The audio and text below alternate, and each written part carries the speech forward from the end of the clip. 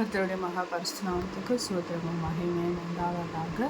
இது இந்த புதிய நாளில் கூட தேவன் தந்தருளி கிருபைக்காக அவருக்கு நன்றி செலுத்துவோம். இன்றைய நாளில் கூட 6வது சபையான வெளிப்படுத்தத்தில் உள்ள 7 சபைகளில் 6வது சபையான பிலதெல்பியா சபையை பற்றி தியானிக்கும்படியாக கிருபை பெற்றிருக்கிறோம். இந்த பிலதெல்பியா வெளிப்படுத்துதல் 3ஆம் அதிகாரம் 7-13 வசனங்கள் வரை குறிப்பிடப்பட்டுள்ளது. இந்த சர்ச்சுக்கு கடவுள் கொடுக்கும் பெயர் பார்த்தோம்னா உண்மை உள்ள சபை, ஃபெய்த்ஃபுல் சர்ச். ஸோ இங்கே 7 சபைகளில் 6வது சபையான இந்த பிலதெல்பியா சபைக்கான கடிதத்தை பற்றி பார்க்கலாம். இங்கே பெயரின் பொருள் பார்த்தோன்னா, பிலதெல்பியா என்றால் கிரேக்க மொழியில் சகோதர சிநேகம் என்று பொருளாம். இது துருக்கி நாட்டில் அலோஷேஷிர் என்று அழைக்கப்படுகிற இது நிலநடுக்கங்கள் அதிகமாக ஏற்படக்கூடிய ஒரு இடம். அங்குதான் இது கட்டப்பட்டது. ஸோ இது இந்த இயேசுவோட வெளிப்பாடு எப்படி இருந்ததுன்னா, பிலதெல்பியா சர்ச்சில் இயேசு தன்னை இந்த சபைக்கு அறிமுகப்படுத்தும் போது 3 முக்கியமான அடைமொழிகளை பயன்படுத்துகிறார். அதாவது பரிசுத்தம் உள்ளவர், சத்தியம் உள்ளவர். அதிகாரத்தை குறிக்கிறது. அவர் திறந்தால் ஒருவனும் பூட்ட முடியாது, அவர் பூட்டினால் ஒருவனும் திறக்க முடியாது என்கிற ஒரு பெரிய ஒரு வாக்குத்தத்தத்தை இங்கே கொடுக்கிறதை பார்க்க முடிகிறது. இந்த சபைக்கு அவர் ஒரு பரிசுத்தம் உள்ளவராகவும், அவர் ஒரு சத்தியம் உள்ளவராகவும், மேலும் அவர் பூட்டிய கதவை எவனாலும் திறக்க முடியாது, அவர் திறந்ததை யாராலுமே பூட்ட முடியாது என்கிற ஒரு பெரிய வெளிப்பாடை இங்கே கொடுப்பதை பார்க்க முடிகிறது. இந்த சபைக்கான பாராட்டு 7 சபைகளில் இயேசுவால் குறை கூறப்படாத 2 சபை பார்த்தோம்னா, இது ஒன்று. இன்னொன்று நம்ம 2வதாக பார்த்த சிம்ரனா. இந்த 2 சபையும் தான் தேவனால் குறை சொல்லப்படாத சபையாக பார்க்க முடிகிறது. இந்த சிம்ரனா சபையை குறிக்கும் போது நம்ம பார்த்தோம் துன்பப்படும் சபை. அந்த துன்பத்திலும் அவர்கள் தேவனுக்கு உண்மையாக இருந்ததாக பாராட்டு பெற்றார்கள். இந்த பிலதெல்பியா சர்ச்சும் கூட தேவனால் குறை கூறப்படாத ஒரு சபையாக இருக்கிறது. ஸோ 7 சபைகளில் இந்த சிம்ரனா மற்றும் பிலதெல்பியா சர்ச் தான் குறை கூறப்படாத சபைகள். திறந்த வாசல் சுவிசேஷத்தை பரப்புவதற்கான பெரிய வாய்ப்பை தேவன் அவர்களுக்கு வழங்கினார். கொஞ்சம் பலர் அவர்களிடம் உலக ரீதியான செல்வாக்கோ பணமோ பெரிய அளவில் இல்லாவிட்டாலும் ஆவிக்குரிய பலத்தில் உறுதியாக இருந்தனர். நம்ம நேற்று பார்த்த சபை சத்தை சபை. இவர்கள் செல்வம் மிகுந்தவர்களாக இருந்தாங்க, உலக பிரகாரமாக, ஆனால் ஆவியில் செத்தவர்களாக இருந்தார்கள் பார்க்குறோம். இவர்கள் உலக பிரகாரமான செல்வர்கள், பணம் வச்சிருக்கவங்க இல்லை, ஆனால் ஆவிக்குரிய வாழ்க்கையில் மிகுந்த செல்வந்தர்களாய் பலவான்களாய் உறுதியாக இருந்தனர் என்று இவர்களை குறித்து பாராட்டுகிறார். வார்த்தையை கை கொள்ளுதல். அவர்கள் இயேசுவின் நாமத்தை மறுதலியாமல் கடினமான சூழ்நிலையும் கூட அவருடைய வசனத்தை கீழ்ப்படிந்தனர். இந்த சிம்ரனா சபையும் அப்படித்தான். துன்பத்தின் நடுவிலுமே தேவனை அவர்கள் பற்றுதலாக பற்றி கொண்டிருந்தனர். இங்கேயும் அப்படிதான். இவர்கள் எவ்வளவு கடினமான சூழ்நிலையிலும் தேவனுடைய வசனத்துக்கு கீழ்ப்படிந்தனர் என்று பாராட்டுகிறார். ஸோ இவர் எப்படி இந்த சபையை பாராட்டினா, திறந்த வாசல், கொஞ்சம் பலன், ஒரு வார்த்தையை கை கொள்ளுதல். திறந்த வாசல் இவர்கள் கர்த்தருடைய சுவிசேஷத்தை பலர் மத்தியில் சொல்லும் வாய்ப்பை பெற்றிருந்தனர். கொஞ்சம் பலன் இருந்தாலும் கூட அவர்கள் உடல் ரீதியாக அவர்களுக்கு கொஞ்சம் பலனும், அவங்க செல்வந்தர்களாக இல்லைனாலும் ஆவிக்குரிய இதில் மிக செல்வந்தர்களாய் உறுதியானவர்களாய் பலவான்களாய் இருந்தார்கள் என்று கூறப்படுகிறது. வார்த்தையை கை கொள்ளுதல் அவர்கள் இயேசுவின் நாமத்தில் எந்த சூழ்நிலையிலும், எவ்வளவு கடினமான சூழ்நிலையிலும் அவருடைய வசனத்திற்கு கீழ்ப்படிந்தனர் என்று பார்க்க முடிகிறது. வாக்குத்தத்தங்கள். விசுவாசமாக இருந்த இந்த சபைக்கு ஆண்டவர் 4 முக்கிய வாக்குத்தத்தங்களை அளிக்கிறாரா. இங்கே நம்ம பார்க்கும்போது இவர்களுக்கு எச்சரிப்பு தரப்படலை. வாக்குத்தத்தம் தான் நேரடியாக தரப்படுகிறது. ஏன்னா அவ்வளோ ஒரு நான் குறை கூறப்படாத சபையாக இது இருந்ததுனால கடவுள் அவங்களுக்கு வாக்குத்தத்தங்களை மாத்திரம் தந்தருளினார். முதலாவதாக எதிரியை பணிய வைக்கப்படுவார்கள், எதிரிகள் பணிய வைக்கப்படுவார்கள் என்கிற பெரிய ஒரு வாக்குத்தத்தம்.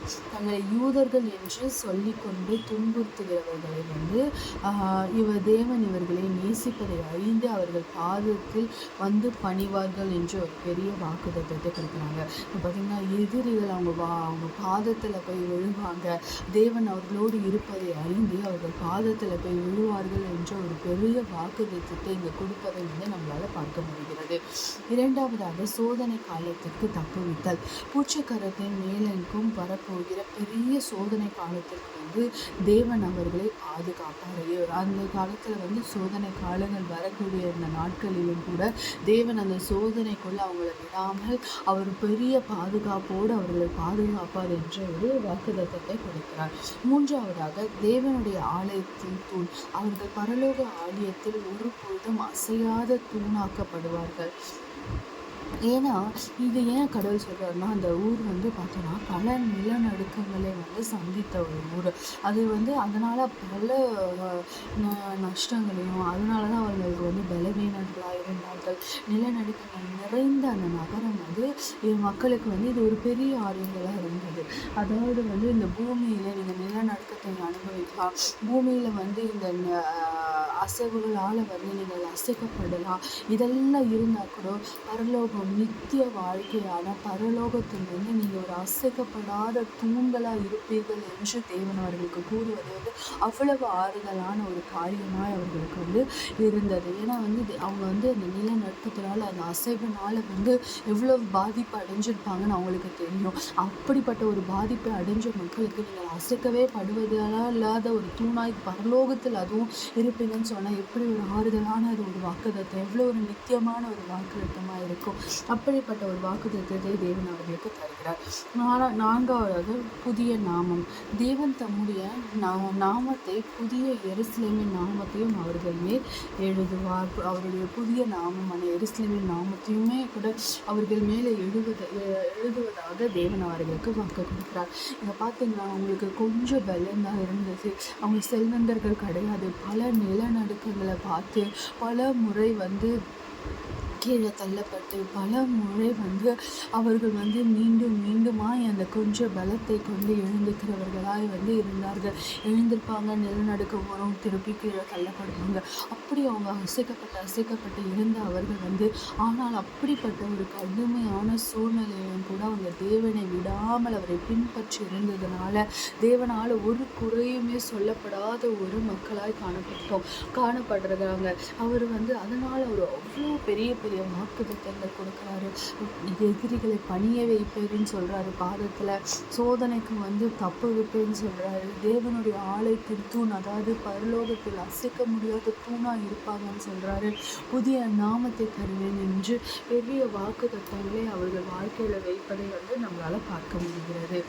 நமக்கான பாடம் என்ன இதில் இருந்துன்னா, உறுதி, உனக்குள்ளதை பற்றி கொண்டு இருப்பதை சூழ்ந்து விடாமல் விசுவாசத்தின் நிலைத்திருக்க வேண்டும் மற்றும் வெற்றி. ஜெயம் கொள்ளுகிறவனுக்கு பெரிய பலன் உண்டு.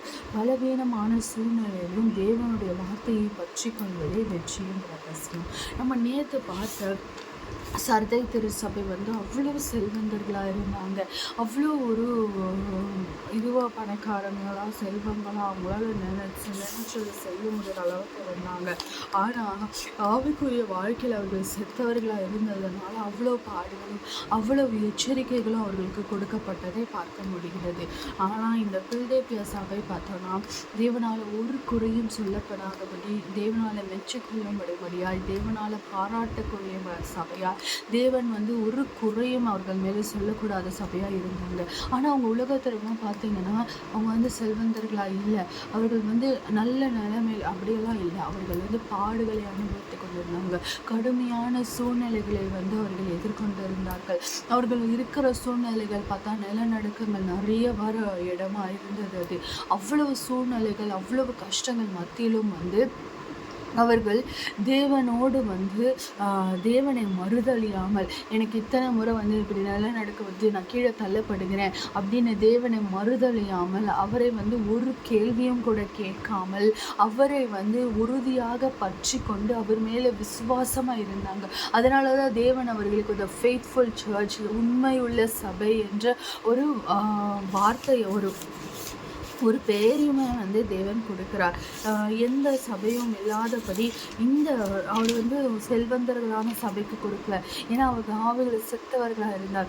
ஆவிக்குரிய வாழ்க்கையை தான் தேவன் பார்ப்பவராக இருக்கிறார். ஆவிக்குரிய வாழ்க்கையில் நம்ம எப்படி இருக்கோம், அதில் நம்ம செத்தவர்களாக இருக்கிறோமா, பலவான்களாக இருக்கிறோமா, ஜீவனுள்ளவர்களாக இருக்கிறோமா, வாஞ்சி உள்ளவர்களாக இருக்கிறோமா என்பதை தான் தேவன் பார்க்கிறார். அப்படிப்பட்ட நம்ம ஆவிக்குரிய வாழ்க்கை எப்படி இருக்கிறது என்பதை பார்த்து தான் தேவன் இந்த பில்தேல்பியா சர்ச்சுக்கு உண்மையுள்ள சபை என்ற ஒரு பெயரை சூட்டுவதை பார்க்க முடிகிறது.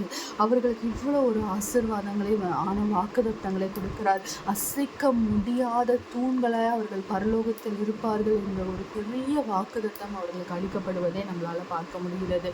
ஸோ இதிலிருந்து நம்ம கற்றுக்கொள்ள வேண்டிய பாடம், நம்ம சூழ்நிலைகள் எப்படி வேணால் இருக்கலாம், நம்மளோட பிரச்சனைகள் நம்மளோட வாழ்க்கையில் நம்ம இப்போ சம்டைம்ஸ் நம்மளுக்கு பிரச்சனைகள், நம்ம பிரச்சனை அப்படியே தான் இருக்குது, இதில் எந்த மாற்றமும் இல்லை, இது இப்படியே தான் இருக்குது, நான் டெய்லியும் ஜெபம் பண்ணுறேன், டெய்லியும் பைபிள் படிக்கிறேன், ஆனாலும் தேவன் என் வாழ்க்கையில் ஒரு மாற்றத்தை கொண்டு வரலை அப்படின்னு நம்ம நினைக்கலாம். நிச்சயமாக அப்படி கிடையாது.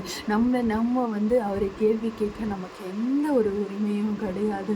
ஏன்னா அவரை நம்ம படைத்த தேவன், சிருஷ்டிப்பின் தேவன். அவர் ஒரு காக்கைக்கும் ஒரு குருவிக்கும் கூட அவர் பார்த்து அவர் அதற்கான உணவு, அதற்கான அந்த நாளில் அதுக்கு கிடைக்கும்படியாக செய்கிறார். அப்படி இருக்கும்போது அவர் விசேஷத்தை படைத்த நம்மளை குறித்து அவர் பார்க்காமல் விட்டு விடாரா? நம்மளை குறித்து அவரை நினைக்காமல் விட்டுடுவாரா? அவருக்கு தெரியும். அவர் நம்மளோட டைமிங்ஸ் நம்மளோட நேரமும் காலமும் அது நம்மளோட அவசரத்தின் தேவையாக இருக்கும். ஆனால் தேவன் ஒரு காலத்தையும் நேரத்தையும் குறித்து வைத்திருப்பார். அந்த காலத்தின் நேரத்தின் படி நமக்கானது எல்லாமே நமக்கு சேரும். நம்ம சூழ்நிலைகள் மாற்றப்படும். இங்கே தேவன் இந்த பில்தேல்பியா சபையை அப்படியே விட்டு விடலை. அவங்களுக்கு அந்த நிலநடுக்க மட்டும் இல்லை, எதிரிகளும் நிறைய பேர் இருந்தாங்க. அந்த யூதர்கள் என்று துன்பப்படுத்தி கொண்டு இருந்தார்கள். சாத்தானுடைய கூட்டத்தார் அவர்களை தங்கள் யூதர்கள் என்று சொல்லி கொண்டு துன்புறுத்தி கொண்டு இருந்தார்கள். ஆனால் தேவன் இங்கே வாக்குறுதி கொடுக்கிறார், அப்பேற்பட்ட எதிரிகளை உங்கள் பாதத்தில் விழச் செய்வேன், அந்த எதிரிகளை உங்களுக்கு பணிய பண்ணுவேன் என்று சொல்லுகிறார். எவ்வளோ பெரிய வாக்குறுத்தம்! எதிரிகளை அழிச்சிடுவேன்னு சொல்லலை, எதிரிகளை துரத்திடுவேன்லாம் சொல்ல. எதிரிகள் அங்கேயே தான் இருப்பாங்க. ஆனால் சூழ்நிலைகள் மாறும். யார் உங்களை எதிர்த்தாங்களோ, எந்த எதிரிகள் உங்களை எதிர்த்தார்களோ, அதே எதிரிகள், அதே யூதர்கள் உங்கள் பாதத்தில் பணியும்படியாய் தேவன் செய்வார். உங்களுக்கு பணிந்து இருக்கும்படியாய் தேவன் செய்வேன் என்று வாக்குறுதி அளிக்கிறார். அப்படிப்பட்ட தேவன் நம்ம என்ன நினைக்கணும்னா, அந்த துன்பத்தையே நம்ம போகக்கூடாது, அந்த பிரச்சனையே நமக்கு வரக்கூடாது, அந்த துன்பப்படுத்துறவர்கள் மறைஞ்சு போயிடணும் அப்படின்னு நினைக்கிறோம். தேவன் அப்படி நம்மளோட எண்ணங்கள் அவருடைய எண்ணங்கள் கிடையாது. அவருடைய எண்ணங்கள் விசேஷத்தவைகள். அதை நம்மளால் எந்த விதத்துலையுமே யோசித்து பார்க்க முடியாது. அவ்வளோ ஒரு எண்ணி முடியாத காரியங்களை அவர் செய்ய வல்லவராக இருக்கிறார். அதனால் அவரோட நினைவுகள் சொல்கிறார். நம்மளுடைய நினைவுகள் அவருடைய நினைவுகளே கிடையாது. அவருடைய திட்டங்கள் அது வேற, அது விசேஷித்தவைகள். தேவனுடைய திட்டம் என்பது இவர்களுக்கு கொடுத்த இது பார்த்தோம்னா, அவர் பூட்டிய கதவை யாராலுமே திறக்க முடியாது, அவர் திறந்த கதவை யாராலுமே பூட்ட முடியாது. ஏன்னா விசேஷித்தவர். அதே போல எதிரிகளை இல்லாமல் ஆக்குவேன். எதிரியே உன் வாழ்க்கையில் வரமாட்டாங்கன்ற வாக்குத்தத்தத்தை அவர் கொடுக்கல.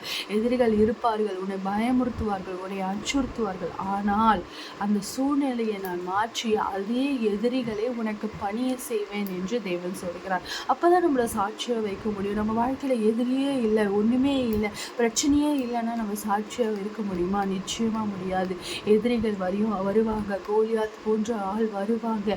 ஆனால் தாவீது அந்த சிறிய கல்லை கொண்டு எப்படி கோலியாத்தை வீழ்த்தினாரோ, அதே போல் அந்த கோலியாத்தை இல்லாமல் போயிருந்தால் தாவீது சாட்சியாக நின்று இருக்க முடியாது. அதே போல் தான் இங்கே நம்மளுக்கு எதிரிகளே இல்லாமல் போனால், எதிரிகளை எப்படி நம்ம பாதப்படியில் தேவன் விழச் செய்வார், எப்படி நம்மளை சாட்சியாக வைக்க முடியும்? அந்த விசுவாசம் நமக்குள்ளே இருக்கணும். எவ்வளோ பிரச்சனைகள், எவ்வளோ சூழ்நிலைகள் இருந்தாலும் அதை அனைத்தை காட்டிலும் என் தேவன் பெரியவர் என்பதை நம்ம உணர்ந்து கொள்ளணும். தேவனிடத்தில் போய் பிரச்சனைகளை பற்றி பெருசாக பேசக்கூடாது. அந்த பிரச்சனை இடத்துல சொல்லணும், என் தேவன் உன்னை காட்டிலும் பெரியவர், அனைத்தை காட்டிலும் என் தேவன் பெரியவர் என்பதை அங்கே நம்ம உச்சரிக்கும் பொழுது மீது இப்படிப்பட்ட அதிசயங்களை தேவன் செய்ய வல்லவராயிருக்கிறார். நம்மளோட விசுவாசத்தை தான் அவர் காக்கிறாரு.